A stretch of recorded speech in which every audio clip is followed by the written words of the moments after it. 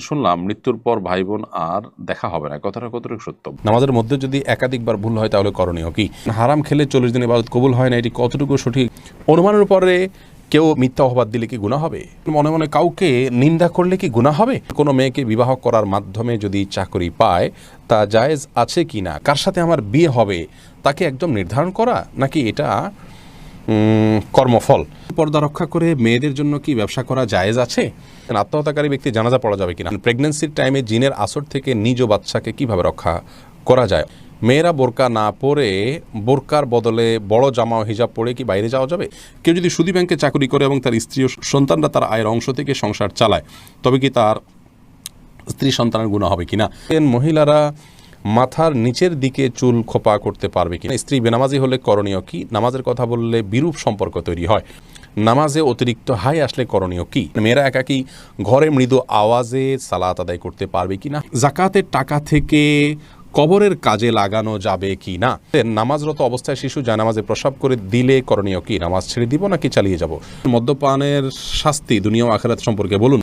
ধ্রুব তারা এআইডি থেকে আপনি জানতে চেয়েছেন, আজানের সময় মেয়েদের মাথায় কাপড় দেওয়া এবং কাপড় থাকা বাধ্যতামূলক কিনা? আজানের সময় মেয়েদের কাপড় দেওয়া মাথায় এটা আবশ্যক কিনা? উত্তর হলো না। আজানের সাথে মাথায় কাপড় দেওয়ার কোনো সম্পর্ক নেই। বাসাবাড়িতে যে সমস্ত মা বোনরা আছেন কিংবা পথে ঘাটে আছেন, মসজিদের সামনে দিয়ে যাচ্ছেন, আজান আওয়াজ শুনছে, ওইটা মাথায় কাপড় টেনে দিতে হবে এমন কোনো বাধ্যবাধকতা নেই। তবে যদি তিনি বাইরে অন্য পুরুষে থাকেন তাহলে সর্বাবস্থায় তাকে মাথায় কাপড় টেনে নেওয়া উচিত, আজান দেওয়া অবস্থায়ও আজান না দিলেও। আর যদি বাসাবাড়িতে থাকেন তাহলে শুধু আজান দেওয়ার কারণে তার মাথায় কাপড় টেনে দেওয়ার বিশেষ কোনো গুরুত্ব ইসলাম শরিয়ার দৃষ্টিকোণ থেকে নাই। আমাদের অনেক মা বোনরা এটাকে অনেক বেশি গুরুত্বপূর্ণ মনে করেন। সাজ্জাদ আলম জানতে চেয়েছেন, মদ্যপানের শাস্তি দুনিয়া ও আখিরাত সম্পর্কে বলুন। যদি কেউ মদ পান করে তাহলে তাকে বেত্রাঘাত করার কথা ইসলাম শরিয়াত বলেছে, 80 বেত্রাঘাতের কথা, এবং আরও বিভিন্ন মেয়াদে বিভিন্ন অবস্থাভেদে বেত্রাঘাতের বিধান রয়েছে। আর জাহান্নামে তো তাদেরকে নানা রকমের শাস্তির মুখোমুখি করা হবে। জাহান্নামীদের পুজ ইত্যাদি পানি হিসাবে জাহান্নামীদেরকে পেশ করা হবে। এটি ইসলাম শরিয়ার দৃষ্টিকোণ থেকে হারাম এবং শয়তানি কর্মকাণ্ড। আল্লাহ বলেছেন, ইন্নামাল খামরু ওয়াল মাইসিরু ওয়াল আনসাবু ওয়াল আজলামু রিজসুম মিন আমালি শাইতানি ফাজতানিবু। নিশ্চয়ই মদ, জুয়া এগুলো শয়তানি কর্মকাণ্ড, এগুলো তোমরা বেঁচে থাকো। নবী করিম সাল্লাল্লাহু আলাইহি ওয়াসাল্লাম অভিশাপ করেছেন, লাআনাল্লাহু শারিবাল খামরি। আল্লাহ রাব্বুল আলামিনের অভিশাপ নাজিল হয় ওই ব্যক্তির উপরে যে নিজে মদ পান করে আর যে মদ পান করায় বা মদ নিংড়ায় না, মদ বিক্রি করে এবং মদ বিপণনের সাথে যুক্ত হয়, উভয়ের প্রতি সকলের প্রতি আল্লাহ তাআলা লানত বর্ষিত হয়, যেখান থেকে বোঝা যায় এটি অত্যন্ত জঘন্য অপরাধ। আমরা আগেই বলেছি, শুরুতেই বলেছি যে আমাদের দেশে মদের বারের পারমিশন রয়েছে। যারা লাইসেন্স নেন তাদের জন্য এই আইনটির পরিবর্তন হওয়া উচিত এবং এটা পরিবর্তন করা আমাদের দাবি। একজন মুসলিম মনে করবে মদের কোনো বার থাকা উচিত নয়, সবগুলোই হারাম এবং নিষিদ্ধ। বরং হারামকে হালাল মনে করলে সেটি আরও বেশি জঘন্য হয়। সেই জায়গা থেকে এখান থেকে আমাদের বেরিয়ে আসা উচিত। হাবিবা ফারহানা জানতে চেয়েছেন, নামাজরত অবস্থায় শিশু জায়নামাজে প্রসাব করে দিলে করণীয় কি? নামাজ ছেড়ে দিব নাকি চালিয়ে যাব? যদি জায়নামাজে পেশাব করে দেয় তাহলে ডানে বামে আগে পিছে সরে যাবেন। জায়নামাজের পর নামাজ পড়া তো আবশ্যক না, ফ্লোরে পড়বেন। ফ্লোরে নাপাক লেগে আছে যদি দেখা না যায় তাহলে যে কোনো ফ্লোরে আপনি নামাজ পড়তে পারেন, কোনো অসুবিধা নেই। জানামাজে বাচ্চা পেশাব করে দিলে আস্তে করে নিজেকে সরিয়ে নিয়ে একটু 2 হাত 1 হাত পেছনে ডানে বামে সরিয়ে আপনি নামাজ কমপ্লিট করতে পারেন, কোনো অসুবিধা নেই। মেহরিন সুমি আপনি জানতে চেয়েছেন, নামাজে অতিরিক্ত হাই আসলে করণীয় কি? হাই আসলে হাত দিয়ে সেটাকে বাধা দিবেন, বাস এটুকু, এর বাইরে আর বিশেষ কোনো করণীয় নেই। সেটা নামাজের বাইরে সর্বাবস্থায়। মোহাম্মদ আবু তাহের জানতে চেয়েছেন, স্ত্রী বেনামাজি হলে করণীয় কি? নামাজের কথা বললে বিরূপ সম্পর্ক তৈরি হয়। দেখুন, স্ত্রী বেনামাজি হলে তাকে নামাজের কথা বলবেন, কিভাবে বলবেন? এমনভাবে বলবেন যেভাবে বললে তিনি ফেলবেন না। স্বামী স্ত্রীর সম্পর্কটা আমি বরাবরই বলি এত আপনার গভীর এবং সুমধুর একটি সম্পর্ক যে স্বামী স্ত্রীর একে অন্যের কাছ থেকে আর্গুমেন্ট করে আদায় করতে পারে না এমন জিনিস কিন্তু খুব কম আছে। বরং বেশিরভাগ ক্ষেত্রেই স্বামী স্ত্রী কিন্তু একে অন্যের সাথে সম্পর্কটা এত নিবিড় যে তারা যদি খুব সিরিয়াসলি চেষ্টা করেন যে আমি আমার জীবনসঙ্গীর কাছ থেকে কিছু আদায় করব, তাহলে সেটা অসম্ভব নয়। কঠিন হলেও সবসময় অসম্ভব নয়, বিধায় সেই চেষ্টাটা আমাদের থাকা উচিত। সেভাবে বলা উচিত। আপনি আপনার স্ত্রী যদি আগুনে ঝাঁপ দিতে যান তাহলে আপনি তাকে বাধা দিতে গেলে আপনার বাধা না শুনলে আপনি কি করেন? সেই রকম মানসিকতা নিয়ে তাকে যদি আপনি নামাজের প্রতি আহ্বান করেন, কৌশলে, হেকমতে, চোখের পানি ফেলে, দোয়া করে, ভালোবাসা দিয়ে, ইনশাআল্লাহ সফল হবেন। কিন্তু এর পরেও যদি কোনোভাবে না হয়, আল্লাহর কাছে আপনার দায় থাকবে না ইনশাআল্লাহ বিদিনিল্লাহ।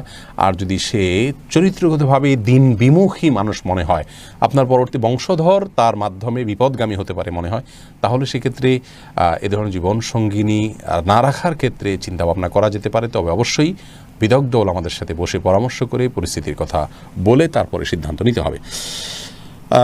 মীরা হাসান জানতে চেয়েছেন, মনে মনে কাউকে নিন্দা করলে কি গুনাহ হবে? মনে মনে কাউকে নিন্দা করলে গুনাহ হবে না। মুখে যদি আপনি কারোর নিন্দা করেন কারোর কাছে, তাহলে সেটা গুনাহ হবে। তবে কারোর ব্যাপারে যদি আপনি কুধারণা করেন, অর্থাৎ ধরুন তার একটা কাজ, এটার দুটো ব্যাখ্যা হতে পারে, ভালো হতে পারে, খারাপ হতে পারে। ভালো হওয়ার পসিবিলিটি যদি 1%ও থাকে, তারপরেও তার ব্যাপারে কুধারণা করা কিন্তু হারাম। মনে মনে কুধারণা করলেও আপনি মুখে কিছু বললেন না, মনে মনে খারাপ ধারণাটা খারাপ করলেন, এটাও কিন্তু গুনাহ। কিন্তু একটা মানুষ খারাপ কাজ করছে, চুরি করছে, আপনি দেখতে পেয়েছেন, তাহলে মনে মনে তাকে চোর মনে করলেন, এটাতে কোনো গুনাহ হবে না। মানুষের কাছে তার বদনামি করলে সেটা গুনাহ হবে, কিন্তু মনে মনে তার খারাপ দোষটার কথা কল্পনা করে ঘৃণা করলেন, এটাতে গুনাহ হবে না। এরপরে সাইদ জিহাদ আপনি জানতে চেয়েছেন, অনুমানের উপরে কেউ মিথ্যা অপবাদ দিলে কি গুনাহ হবে? খুবই গুরুত্বপূর্ণ একটি প্রশ্ন করেছেন ভাই সাইদ। অনুমানের পরে কেউ যদি মিথ্যা ধারণা করেন কারোর প্রতি, এটি গুনাহ হবে, জঘন্য গুনাহ হবে। নবী করিম সাল্লাল্লাহু আলাইহি সাল্লাম বলেছেন, ইয়াকুম ওয়াজ্জান, তোমরা কুধারণা থেকে বেঁচে থাকবে, ফাইন্না যন্না আকযাবুল হাদিস, কারণ কুধারণা এটা সবচেয়ে বড় মিথ্যা। সবচেয়ে বড় মিথ্যা হলো কুধারণা। এবং আল্লাহ রাব্বুল আলামিন কোরআনে কারিমে বলেছেন যে ইজতানিবু কাসীরাম মিনায-যন্ন, তোমরা অনেক ধারণা, অর্থাৎ মানুষের প্রতি বিরূপ ধারণা যেগুলো, খারাপ ধারণা যেগুলো, সেগুলো থেকে তোমরা বেঁচে থাকো। কারণ ইন্না বা'দায-যন্নি ইসম, কারণ কিছু ধারণা, অর্থাৎ যে ধারণাগুলো বিরূপ হয়ে থাকে মানুষের প্রতি, এগুলো গুনাহের কাজ, অপরাধের কাজ। কারোর ব্যাপারে সুধারণা করার কোনো যদি সুযোগ থাকে, 100%-এর ভিতরে 1%ও যদি সুযোগ থাকে, তাহলে তার প্রতি সুধারণা করতে হবে। এবং সুধারণা করার পরে আপনি কিন্তু একটা নেক আমলের সওয়াব পাবেন যদি কারোর প্রতি সুধারণা করেন। কিন্তু কুধারণা করলে কোনো সওয়াব তো পাবেনই না, বরং আপনি তার প্রতি কুধারণা করলেন, বাস্তবে আপনার ধারণাটি ভুল হলো, তাহলে কিন্তু আল্লাহর কাছে আপনি দায়ী হবেন। আজকাল সোশ্যাল মিডিয়াতে এত পরিমাণ কুধারণা করি আমাদের তথাকথিত দিনদারদের মধ্যে, ইসলাম প্র্যাকটিস করা মানুষদের মধ্যে, এটি রীতিমতো লজ্জাস্কর। এটা হলো তাকওয়ার দুর্বলতার বিষয়। কারোর নিয়ত, কারোর অন্তরের বিষয়ে আপনি মন্তব্য করতে পারেন না যদি আপনি ন্যূনতম ইসলাম বুঝে থাকেন। আর যদি ইসলামের কোনো কনসেপ্ট, আপনার সঠিক কনসেপ্ট আপনার কাছে না থাকে, অথবা আপনি নিজে খারাপ মানুষ, ফাসেক মানুষ, আল্লাহর ভয় নাই, তাহলে শুধুমাত্র আপনি কারোর নিয়ত নিয়ে কথা বলতে পারেন। এটা অত্যন্ত জটিল একটা জায়গা, খুবই জটিল একটি জায়গা।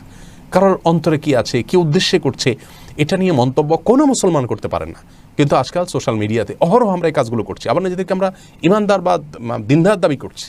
এটা খুবই জঘন্য একটি বিষয়। আল্লাহ তাআলা আমাকেও, আপনাকেও, সবাইকে এগুলো থেকে বেঁচে থাকার তৌফিক দান করুন।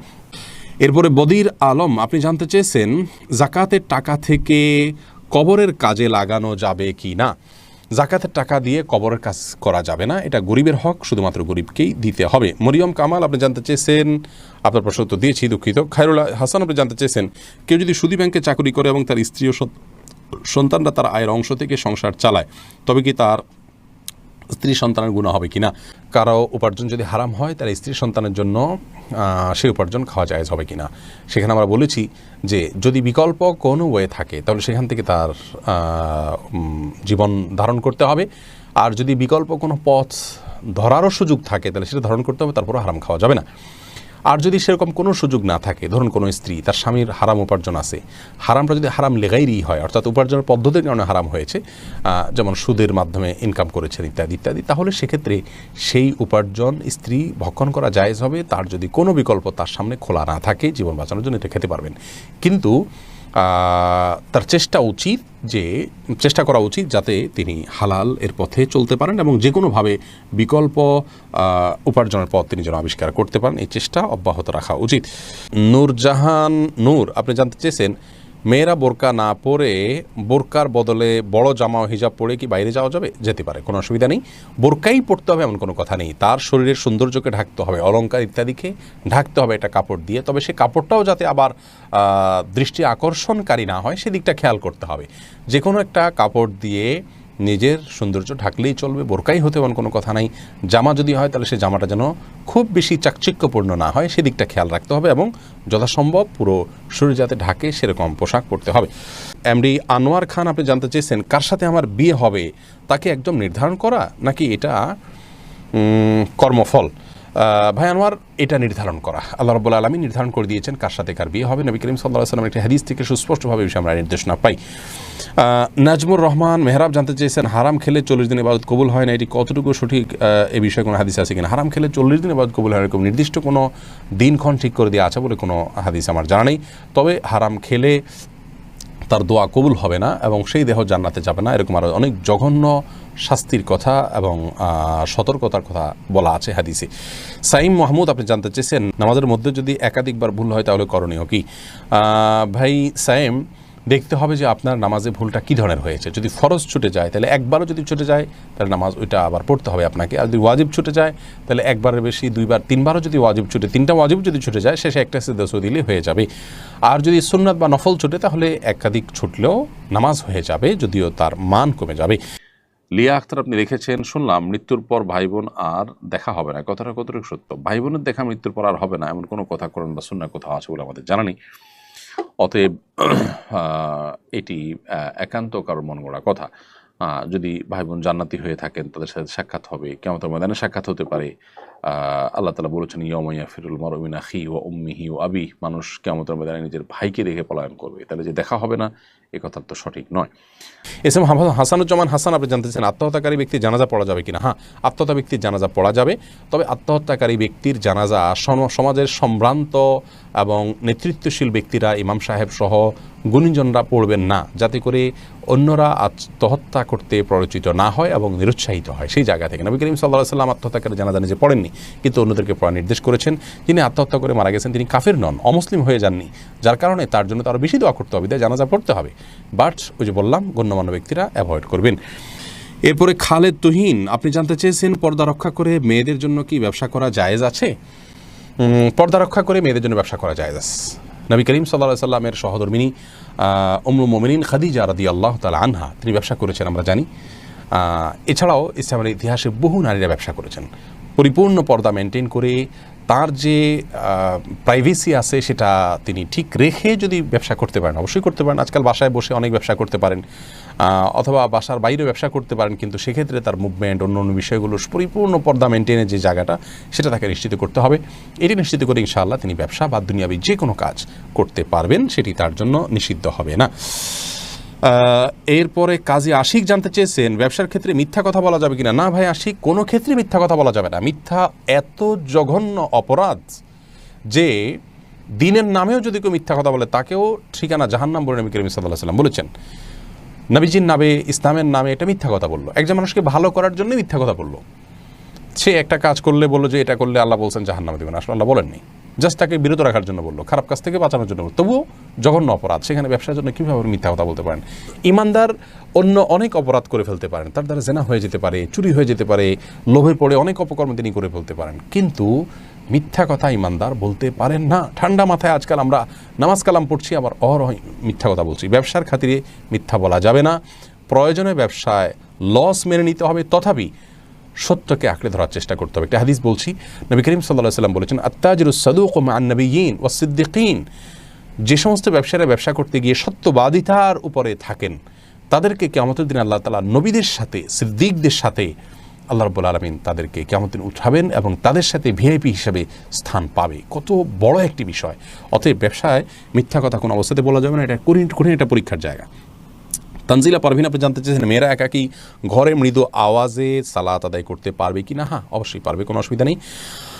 যদি পরপুরুষের কণ্ঠমতো আওয়াজ না যায়, মৃদু আওয়াজে পড়তে পারবেন রাতের নামাজে, কোনো অসুবিধা নেই। এমডি জান্নাতুল ফেরদাউস জানতে চেয়েছেন, কোনো মেয়েকে বিবাহ করার মাধ্যমে যদি চাকরি পায় তা জায়েজ আছে কি না? কোনো মেয়েকে বিবাহ করার মাধ্যমে যদি কেউ চাকরি করতে পারেন, কোনো অসুবিধা নেই। যে অমুক মেয়েকে বিয়ে করলে আপনাকে কেউ চাকরি দিবে, করতে পারেন, কিন্তু ওই মেয়েকে বিয়ে করলে মেয়ের বাবা চাকরি দিবে বা মেয়ের বাবাকে কন্ডিশন দিয়ে দেওয়া যে আপনার মেয়েকে বিয়ে করলে আপনি চাকরি দিবেন, বিদেশ পাঠিয়ে দিবেন, এটা জায়েজ নেই। এটা তো যৌতুক নেওয়া হয়ে গেল। কিন্তু আপনি তার মেয়েকে বিয়ে করলে আপনাকে থার্ড পার্সন কেউ সুযোগ দিল, করতে পারেন। অথবা আপনার যৌতুক না হয় এরকম কোনো যদি অপশন আপনার কাছে থাকে সেটা হতে পারে। ধরুন আপনি নির্দিষ্ট কোনো মেয়েকে বিয়ে করার শর্ত কেউ দিল, আপনি করলেন, এতিম মেয়ে বিয়ে করলে আপনাকে একটা সুযোগ দিবে, আপনি করতে পারেন, এটা জায়েজ আছে। কিন্তু মেয়ের বাবা বা মেয়ের পক্ষের কাছ থেকে সুবিধা নেওয়া ওই মেয়েকে বিয়ে করে, এটা হারাম, জায়েজ নেই। লিমা আক্তার জানতে চেয়েছেন, মহিলারা মাথার নিচের দিকে চুল খোপা করতে পারবে কিনা? পারবে, কোনো অসুবিধা নেই। এরপরে কানিজ সঞ্জিদা জানতে চেয়েছেন, প্রেগন্যান্সির টাইমে জিনের আসর থেকে নিজ বাচ্চাকে কিভাবে রক্ষা করা যায়, অনেক সমস্যা ফেস করছি। বোন সঞ্জিদা, প্রথম কথা হলো এই সময়গুলো খুব স্পর্শকাতর, জিনের উপদ্রব অনেক সময় বেশি হয়ে থাকে। আপনাকে আমরা পরামর্শ দিব, আপনার বাসা থেকে হারামের কোনো লেশ থাকলে সেগুলোকে আপনি বের করে ফেলুন। ধরুন টেলিভিশনে আপনি হারাম কোনো জিনিস দেখেন বা আপনার পরিবারে কেউ দেখেন, এটা টোটালি বন্ধ করে ফেলুন। বাসায় ছবিযুক্ত কোনো কাগজ, ঠোঙ্গা বা কোনো ছবি ঝুলানো টুলানো যে কোনোভাবে প্রদর্শিত থাকলে সেগুলোকে ড্রয়ার টয়ার ইত্যাদিতে ভরে ফেলুন বা বাইরে ফেলে দিন। তৃতীয়ত, আপনার ঘরে ঢোকার সময় প্রত্যেকটা সদস্য যতজন বাসায় আসবে বাধ্য করুন সালাম দিয়ে বিসমিল্লাহ পড়ে বাসায় ঢুকতে এবং বের হওয়ার সময় বিসমিল্লাহ পড়ে বের হতে।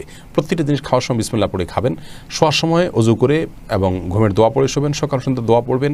এর পাশাপাশি আপনি সূরা বাকারা এটা উচ্চ ভলিউমে বা যতটুকু আপনার শুনতে সুবিধা হয় ততটুকু ভলিউমে মোবাইলে বা কোনো কিছু বাজিয়ে আপনি রেখে দিবেন, বা উচ্চস্বরে নিজে তেলাওয়াত করতে পারলে আরও ভালো।